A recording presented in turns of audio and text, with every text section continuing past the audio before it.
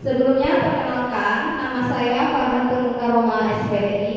Saya P3K ASN P3K di Kabupaten Cirebon, unit kerja di SMP Negeri 1 Astana Jayapura dengan jabatan guru mata pelajaran matematika. Saya di sini bermaksud untuk mempresentasikan rencana aksi perubahan sebagai laporan orientasi P3K di Kabupaten Cirebon. Yang pertama yaitu pendahuluan, latar belakang orientasi P3K Kabupaten Cirebon untuk menyikapi perubahan lingkungan strategis yang serba cepat, perlu adanya tata kelola yang dinamis, responsif, efektif, dan efisien demi mewujudkan pelayanan publik yang prima. Tentunya pada era ini, ASN mengambil peran sebagai agen perubahan yang menjalankan fungsi manajemen ASN yang berakhlak. P3K menjadi bagian dari ASN berdasarkan Undang-Undang Nomor 5 Tahun 2014, bahwasannya di sana dituangkan bahwa ASN ada dua, yaitu PNS dan P3K. Sebelum menjalankan tugas, P3K ini diperlukan pembekalan dalam orientasi P3K yang diselenggarakan oleh BKPSDM Kabupaten Cirebon. P3K di OPD Dinas Pendidikan adalah guru. Guru adalah salah satu pelayanan publik yang ada di masyarakat.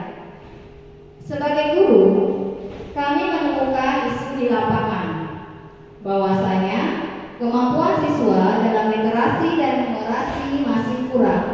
Maka dalam hal ini, kami akan melakukan aksi perubahan untuk meningkatkan kemampuan literasi dan numerasi siswa di SMP Negeri 1 Astana Jayapura. Maksud dan tujuan.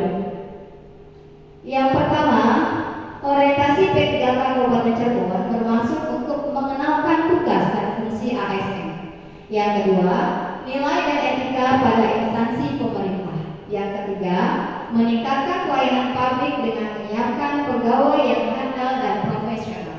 Nilai dan etika pemerintah Kabupaten Cirebon, yaitu isinya visi-misi Kabupaten Cirebon. Sebagai ASN P3K Kabupaten Cirebon, maka kita harus mengetahui visi-misi Kabupaten Cirebon ini. Visi yang pertama, visi adalah Kabupaten Cirebon adalah terwujudnya Kabupaten Cirebon yang berbudaya, sejahtera, agamis, maju, dan aman. Berbudaya, apa itu berbudaya? Berbudaya maksud dari visi Kabupaten Cirebon adalah untuk menjunjung tinggi dan melestarikan nilai-nilai budaya, tradisi, dan adat istiadat. Sejahtera, sejahtera di sini yaitu untuk meningkatnya kualitas hidup masyarakat. Nah, di sini peran kita sebagai guru adalah untuk meningkatkan pendidikan masyarakat Kabupaten Cirebon.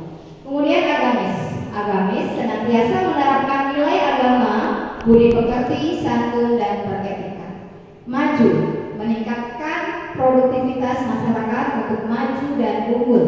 Dan yang terakhir, aman, memelihara keamanan dan ketertiban untuk kondusivitas daerah.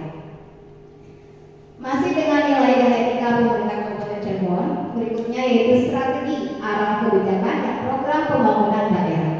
Ada beberapa strategi, arah kebijakan, dan program pembangunan daerah, yaitu diantaranya adalah mengkaji sasaran pembangunan periode sebelumnya maupun periode pembangunan yang akan datang atau periode 5 tahunan. Kemudian mengkaji gambaran umum kondisi daerah dan capaian pembangunan sampai dengan periode awal perencanaan serta permasalahan pembangunan terpenting dan isu-isu strategis pembangunan daerah. Lalu merumuskan faktor-faktor ukuran keberhasilan, mengevaluasi berbagai alternatif strategi dengan mempertimbangkan sumber daya yang dimiliki dan memiliki strategi yang paling sesuai untuk mencapai sasaran pembangunan jangka menengah dengan memperhatikan arah kebijakan yang efektif untuk mencapai sasaran pembangunan. Nah, ini adalah manajemen kepegawaian dan penilaian kinerja. Sesuai ketentuan pada pasal 93 Undang-Undang Nomor 5 Tahun 2014 bahwa manajemen P3K itu terdiri dari penetapan kebutuhan, pengadaan, penilaian kinerja penggajian dan tunjangan, pengembangan kompetensi, pemberian penghargaan, disiplin, pemutusan hubungan perjanjian kerja, perlindungan, dan HAM P3K. Nah, untuk penilaian kinerja P3K ada beberapa, diantaranya adalah menyusun manual IKU bagi JBT dan pimpinan unit kerja mandiri, kemudian menyusun strategi pencapaian hasil kerja, dan penetapan kualifikasi ekspektasi hasil kerja dan perilaku kerja JA dan JF, menyepakati sumber daya skema pertanggungjawaban. Berikutnya bab 3 yaitu nilai dan etika OPD. Nilai dan etika OPD, saya bertempat bekerja di unit kerja SMP Negeri 1 Astana Jayapura, di mana visi dan misi SMP Negeri 1 Astana Jayapura adalah visi unggul dalam prestasi yang dilandasi keilmuan dan ketakwaan. Kemudian misi dari SMP Negeri 1 Astana Jayapura diantaranya adalah mewujudkan kegiatan pembelajaran yang aktif, kreatif, efektif, dan menyenangkan. Kemudian mewujudkan pencapaian peningkatan SKL yang berkualitas, mewujudkan pengembangan standar isi kurikulum yang sesuai dengan perkembangan kurikulum, yaitu kurikulum Merdeka saat ini. Kemudian mewujudkan sikap hidup terpuji dan pola hidup sehat yang berwawasan lingkungan, mewujudkan sekolah yang ramah, dan mewujudkan sikap hidup optimis, ikhtiar, dan tawakal sesuai ajaran agama. Lanjut, strategi SMP Negeri 1 Astana Jayapura. Ada 8 poin strategi SMP Negeri 1 Astana Jayapura. Yang pertama adalah standar kompetensi lulusan. Standar kompetensi lulusan ini diantaranya isinya adalah bahwa siswa-siswi untuk penilaian semua mata pelajaran pada ulangan semester dan ulangan kenaikan kelas, yaitu semuanya 65. Dan lainnya ada pembiasaan di SMP Negeri 1 Astana Jayapura, di mana pembiasaannya adalah ada kegiatan tadarusan, literasi, kemudian redaton, dan yasinan. Untuk standar isi SMP Negeri 1 Astana Jayapura sebagai guru mempersiapkan perencanaan pembelajaran, ya, seperti modul ajar, ATP, dan lain sebagainya. Untuk standar proses, standar pendidik dan tenaga pendidikan, di mana kita diberikan kesempatan untuk meningkatkan kompetensi, ya, baik melalui MGMP atau MGMP lokal atau in-house training dan workshop dan sebagainya. Lalu standar sarana dan prasarana, standar pengelolaan, standar pembiayaan, dan standar penilaian. Nah, ini adalah strategi SMP Negeri 1 Astana Jayapura. Berikutnya masih dengan nilai dan etika OPD, yaitu tupoksi P3K guru. Apa sih tupoksi P3K guru? Peraturan Pemerintah Nomor 19 Tahun 2019 tentang guru, bahwa guru itu wajib melaksanakan beban kerja mencakup kegiatan pokok, antaranya adalah pertama, merencanakan pembelajaran atau pembimbingan. Yang kedua, melaksanakan pembelajaran atau pembimbingan. Yang ketiga, menilai dan mengevaluasi hasil pembelajaran. Dan yang terakhir adalah membimbing dan membina siswa. Nah, dengan tupoksi P3K guru bekerja di unit kerja SMP Negeri 1 Astana Jayapura, kami mengidentifikasi area perubahan yang akan kami jadikan isu untuk aksi perubahan atau rencana hasil kerja.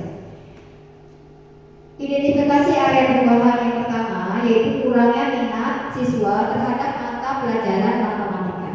Kemudian kurangnya penguasaan lingkungan dasar matematika, yaitu penjumlahan, pengurangan, perkalian, dan pembagian.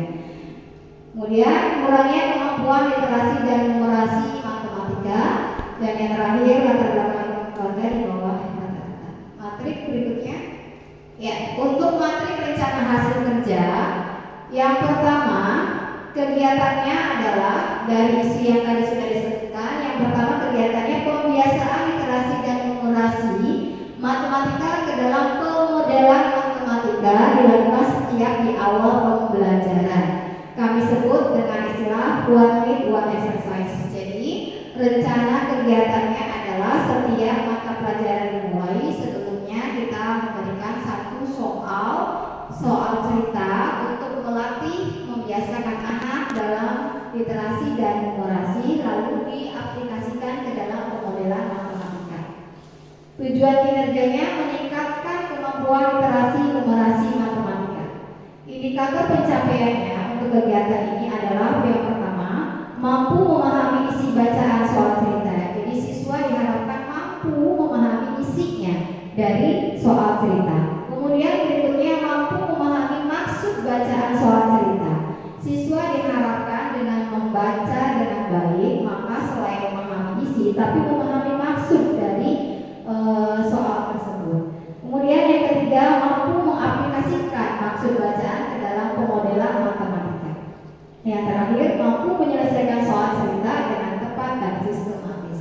Dan ini waktu perolehannya direncanakan selama 1 tahun. Jadi nanti perencanaan aksi perubahannya itu dalam setahun berencana untuk memberikan 1 soal setiap pertemuan di awal pembelajaran. 1 soal tersebut berupa soal cerita untuk melatih kemampuan literasi dan numerasi supaya anak terbiasa memahami isi bacaan dan mengetahui maksudnya, lalu diaplikasikan ke dalam pemodelan matematika. Setelah itu baru diselesaikan dengan sistematis.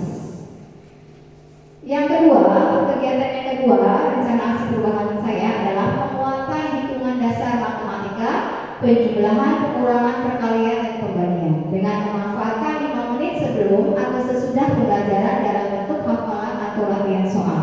Tujuan kinerja meningkatkan kemampuan hitungan dasar siswa, dan indikator pencapaiannya adalah mampu menguasai hitungan dasar matematika yaitu penjumlahan, pengurangan, perkalian, dan pembagian. Waktu perolehannya selama 1 tahun. Di sini kegiatan saya namakan penguatan hitungan dasar karena di mana yang namanya hitungan dasar dari SD siswa-siswi kita sudah belajar hitungan dasar penjumlahan, pengurangan, perkalian, pembagian. Namun di SMP perlu penguatan karena yang saya pahami kemampuan siswa-siswi kami itu masih lemah di hitungan dasar matematikanya. Maka dengan itu saya sebagai guru mata pelajaran matematika punya rencana hasil kerja atau pengen ada aksi perubahan untuk hitungan dasar matematikanya, yaitu dengan cara memanfaatkan 5 menit sebelum atau sesudah pembelajaran untuk mengulang-ulang hitungan dasar matematika. Dengan itu diharapkan nanti siswa-siswi SMP Negeri Astana Jayapura sudah menguasai hitungan dasar sehingga dapat dengan mudah mempelajari materi-materi matematika yang lebih tingkatannya lebih tinggi lagi. Kemudian yang ketiga, rencana hasil kerja berikutnya adalah penerapan konsep matematika ke dalam hasil karya siswa untuk dijadikan peluang usaha. Tujuan kinerjanya meningkatkan kreativitas siswa dalam penerapan konsep matematika menjadi hasil karya yang bernilai kewirausahaan. Apa indikator pencapaiannya? Yang pertama, mampu menerapkan konsep matematika ke dalam hasil karya.